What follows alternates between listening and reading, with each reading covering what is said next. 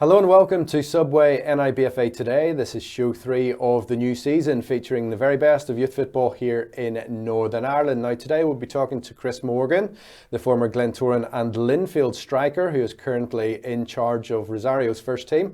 More on that later. We'll show you all the goals from the matches we've covered in November, plus the very best goal will be put forward for that big end of season prize. Now our first match is a clash between Green Island and Cliftonville's under-15s. Johnny Martin is on commentary. Ball played in and Cliftonville hammer it clear. Big chances for Cliftonville, they're number 9. And Cliftonville open the scoring. Eamon Tohill scores against a run of play. That's a great finish from the Cliftonville number 9.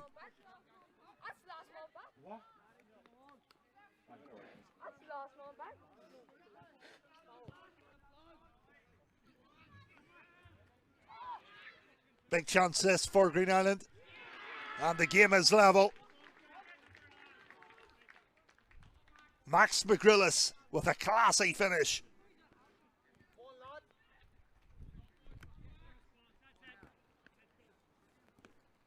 So 1-1.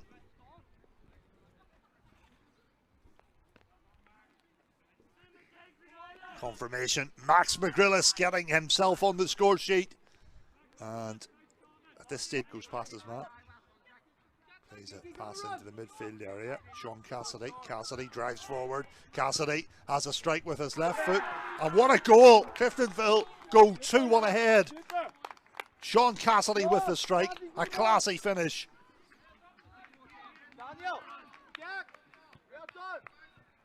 So confirmation, Sean Cassidy puts the Reds ahead.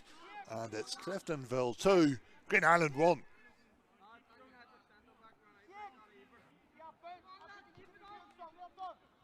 So, Cliftonville scoring the goal in the early minutes of the second half. Of course, it was 1 apiece at half time, but that goal from Sean Cassidy has put Cliftonville ahead.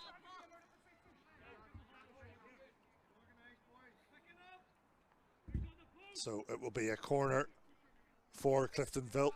Their number 11, Ben Shaw, moves across to the far side of the pitch. Could take it short here. Mixes the field, swing the ball in with his right foot. Here comes the corner kick, played in towards the area. Big chance, that was a golden chance, and it's ended up in the net. It looks as if it's an own goal, but Cliftonville leading 3-1. Well done, lads.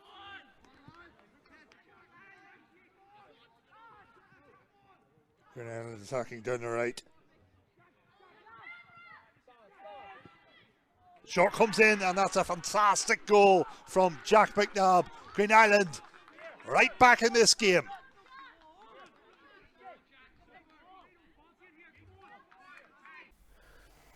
Well, Chris, welcome to the show, first of all. Thanks, Barry.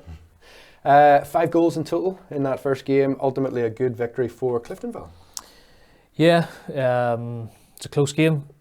They get themselves in front and get pegged back another 2 goals and then concede later on. But from a Cliftonville point of view, they're up at the top of the league and Green Island are at the bottom of the league, and that's sometimes how it works then, that the team that has that level of momentum and winning habit, I suppose, finds itself, coming out on top, and that's what happened. This is an age group you know quite a bit about as well. Yeah, I'm in at the deep end with this age group. I've been coaching at 09, as this is, it's under 15, but 2009 age group. I've been coaching within that age structure for probably 7 or 8 years. So yeah, I mean, it's really interesting when you see the development of these players and the change, the change from who's the bigger and the better and the stronger players, and that evolves over time. In that particular game then, a couple of silky finishes in the game. Sean Cassidy's was a lovely strike with a left peg for the Reds, and that Jack McNabb finish that we saw left-footed and into the top corner, that was great. Yeah, both left-footed strikes, both show a little bit of ability to get out of a tight spot. Sean in the middle of the pitch and strikes it well. He's a kid I know quite well, Sean Cassidy, and he's really developed and is really showing good potential this year. He's involved in the Northern Ireland setup, so he's one that has been just developed nicely. You know, he's a good kid. Jack McNabb, another really good player, very quick and direct winger, and you can see that that ability, that dribbling skill that he has, and jinks inside in that sort of inverted position as a left-footed player coming in and fighting the top corner. So 2 really nice goals. How much of a commodity are left-footed players in the game nowadays? Well, they've always been, I think, is the first thing.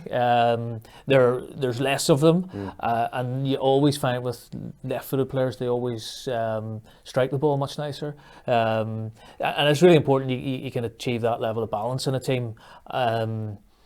And in saying that, we're now, you know, especially at the front of the pitch, we're pretty much always inverting our wide players. So you see that with McNabb there, who's able to come inside, and you see that in the Premier League with a player like Mo Salah, for example, and that's become the fashionable thing to do. And when I say it's fashionable, you can see why, because you get the reward. It's much harder for a defender to have especially when they're coming in on their McNabb. You take it there. Well, he's coming in on a strong side, and he's going in against, let's say, a left back going onto their right side. So it's going to be more difficult. So we see those that there'll be some new fashion will come next.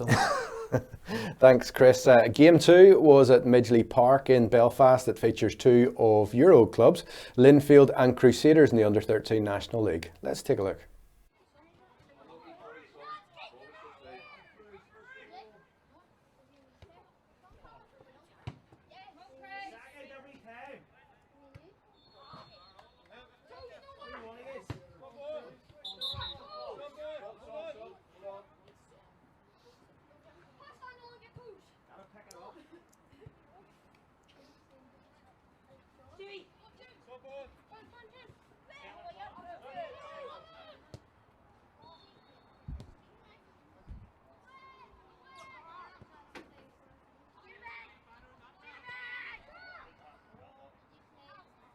Good turn from Evans. That's with May McComb.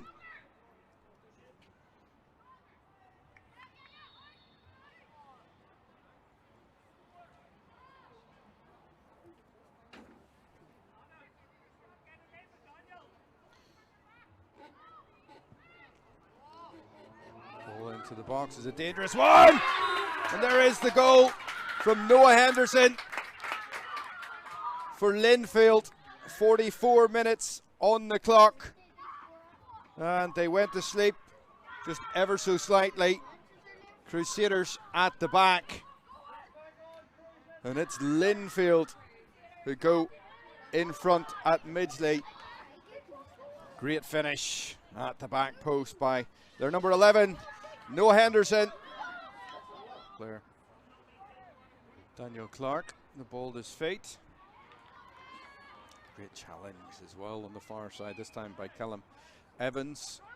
And now Clark gets it back, always looking for the ball. Wins a free kick. Charlie Irvine took him down.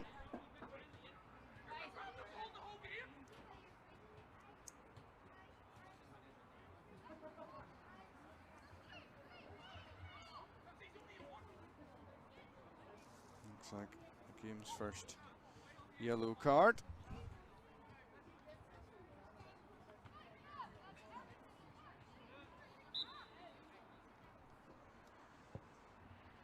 Irvine in the book. There's an opportunity for Crusaders. Linfield caught napping at the back, and it's Dathy Holleran who scored the equalising goal for the Cruise. So Chris, points shared in that one, and probably the right result on the day itself. Now, Noah Henderson's opener, you loved that, didn't you? The first goal in general, that was class. Yeah, lovely finish. Good ball in, as it was played in, you were remarking, and it's a great ball, great delivery, and Noah Henderson comes in around the back of the fullback and he catches it really well. That bouncing ball can cause a problem. It doesn't cause him a problem. He catches it really cleanly, and it flies into the net.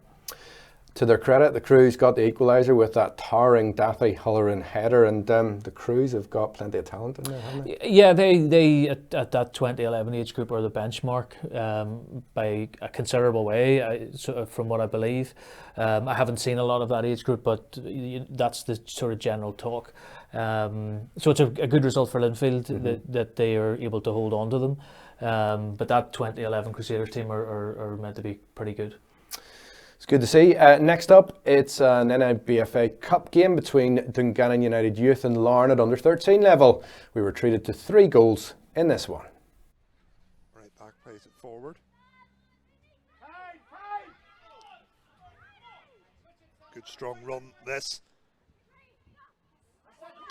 Chance for a shot here. Golden opportunity. And they have opened the scoring. And it's number 17, Lorcan Dobbs, with the opening goal.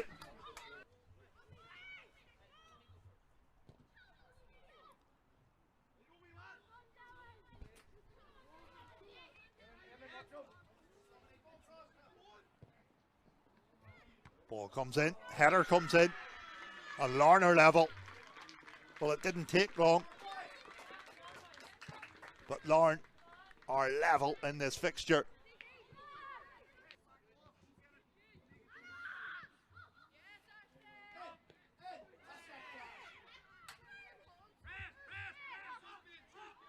Dungannon go back to the goalkeeper, Adam Brown. Brown gets good distance on it.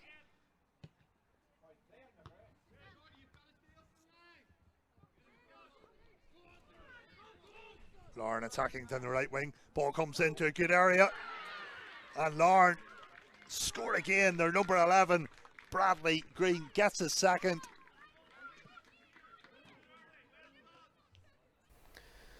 Chris, Dungannon always play football the right way on the deck, but despite going in front, they couldn't get the win in that one. Caught twice, Barry Greene, both goals, crosses from the right, free in the box, and calm with his finishes on both occasions. You don't see, funny, we've seen 2 goals, 2 headed goals. At that age group, you very rarely see headed goals, and we've got 2 of them there, the Crusaders one and then that Larne goal for Barry Greene. And he finishes the second one really well. Also, just takes the weight off the cross and caresses it into the net. It was easy to pick out from your perspective, from a coaching perspective then, about the quality and the precision of the assists and then the finishes as well, which were so instinctive. Yeah, I mean, that arriving at the far post is actually something that I talk about quite a lot, that if you've got players that are willing to continually make runs, you'll score goals in the far post, because the amount of times you see balls flashing across a goal and you generally find the winger on the other side has stayed out. He hasn't bothered making that run. I'm not sure if Barry Greene is a winger or whether he's a striker, but he's coming in at that far post area, and again, you know, you get his rewards because you make runs. You don't always get the ball, doesn't always arrive, but if you keep making the runs, eventually you do get the rewards. Yeah. Now we head to Crumlin Leisure Centre with Dundela's under-16s welcoming Glentoran. This time it's in the National League. Let's see the highlights from this one.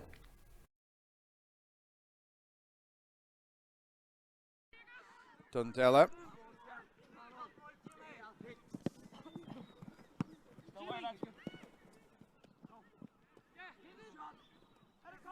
Here's McMurdy. Callum McMurdy still going. Opportunity for a shot! And it winds up in the back of the net. And the goal scored there from Jacob Hutton. Just stroked it into the net.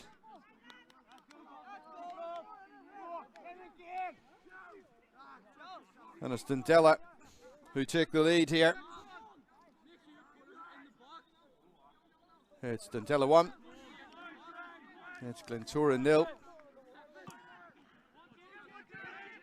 Clearance the ball over the top, and there's a chance maybe here for Dundela, and the goalkeeper looks as if he's been adjudged to have handled the ball.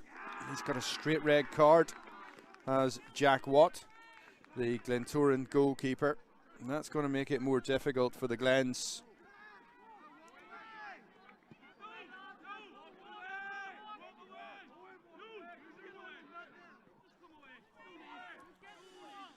So Jack Watt shown a red card.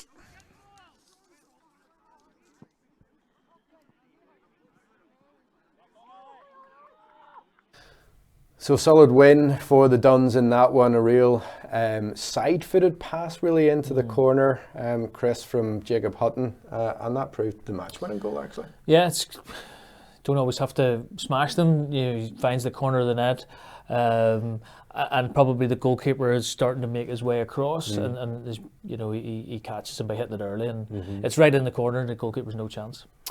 Well, talking about goalkeepers, what did you make of the sending off for Glentoran? And their keeper Jack Watt adjudged to have handled the ball outside the area. Was that the correct decision for you? You look at it in the first run at game speed, it's very difficult to tell. His reaction would have told you that he was guilty. We may have a different view on it though, that might suggest that it didn't hit his arm. It's very difficult for the referee also, I mean, to get it right at that speed. He's obviously felt that he's handled it, and he's dished out the red card. Yeah, it's tough, but it's football at the end of the day. Yeah. Let's move on and talk about how things are going with yourself at Rosario. Now, you had been involved, and you have been involved for years in the youth team setup, but very recently you've been kind of parachuted in as interim coach of the first team. How did that come about? Parachuted, yeah, that's right. I think with Barry has been able to do a really good job at Rosario is the first thing, and when you do that in football, other people start to take notice, and he has had a few offers. I'm quite close to Barry, and he had offers to move on that he had turned down in the past, and probably this season, maybe Rosario, a really good season last year, first year in the Premier Division, achieved well, and probably this year have maybe taken a little bit of a step backwards in terms of results. He lost a few players over the summer, and this season I would think hasn't probably gone as well as he would have liked, and Crew have made it clear to him that they wanted to take him to take over there, and Barry made the decision that he wanted to move on. But to be quite frank, the best wishes of everybody at Rosario. He's a good friend of the club, and there's that's football. It happens. He sees it as an opportunity to progress. Arguably, they have a setup and coming out of the league that they're in, they have an opportunity. Should they win that they could potentially get into the Irish League. So they're probably a little bit higher up the food chain in terms of the potential to make that jump into the Irish League. And Barry wanted to have a crack at that, and we wish him well. It left a void. The club are intending to appoint somebody on a permanent basis. Until they do that, they asked, could I take it? Which I wouldn't say I was reluctantly taking it. I mean, I was saying, yeah, I'll do it. It is for a period of time. We haven't decided how long that period is. But taking two teams is really challenging. I'm heavily invested with our under-15 squad. We've got some really good, talented players there, and I have a duty of care to them to see that through. So it would be too difficult to take two teams. As much as it would be, there's an appeal of both. It's very difficult to wear two hats in that situation. I mean, my first game for the senior team, I took the under-15s in the morning, and both games were at Ulidia, which was helpful. But I literally walked out of one dressing room and walked into the other one, and you then have to we had lost, and I'm not really that fussed at kids level whether we win or lose. It's not a primary issue for me. But we lost, but you then have to then sort of put that to the side very quickly and start thinking about the message you need to get across to the senior players, and that was challenging, and come 5 o'clock on Saturday evening, I was absolutely wrecked. So probably mentally as much as anything. I mean, it's obvious listening to you get a kick from youth football. Tell us a bit about youth football at Rosario, the ethos that's there at Ulidia. Yeah, I mean, I do. I really enjoy. I have enjoyed working with the senior players, but I really enjoy working with young players and trying to help, trying to guide, trying to improve, develop. Ultimately, for me, it's can you develop a love of the game for them so that they're still involved in the game when they're I mean, I play for Rosario over 40s. Yeah. So, you know, that they develop a love for the game that lasts, you know, way beyond, you know, these years. That would be my drive, my driver.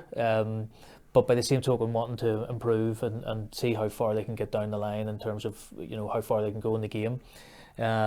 Rosario, huge club, ridiculous numbers, to be honest, in a good and a bad way. A lot of community focus, and one of the challenges for us as a club is to how do we sort of bridge the gap between being community focused but also having a notion on trying to challenge and compete with the highest level of youth football, and that's not easy.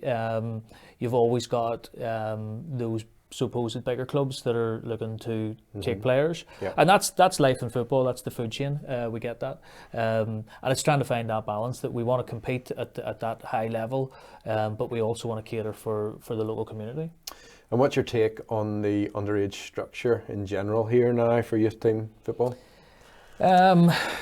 Well, I know the IFA are undertaking a review of youth football, and that's necessary. I think. I mean, it's not before time, and that good work that'll go into that, I hope will change things for the better.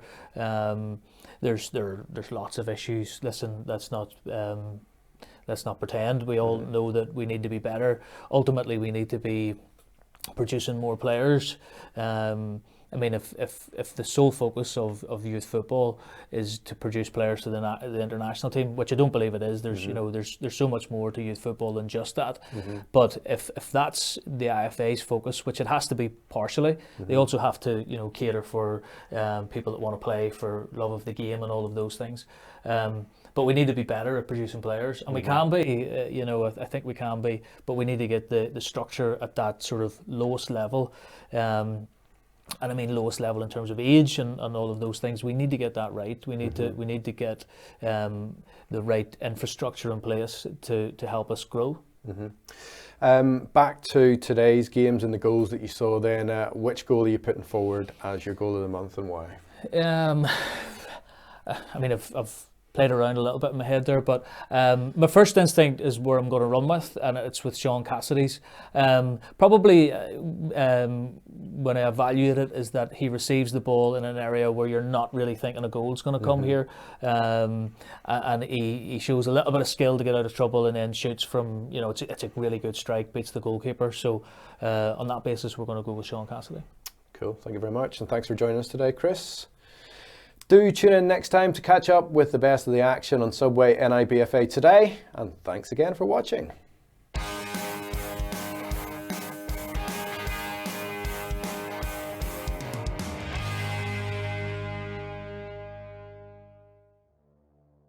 For the next 30 mouth-watering seconds, you'll be enjoying the world-famous Subway footlong sub.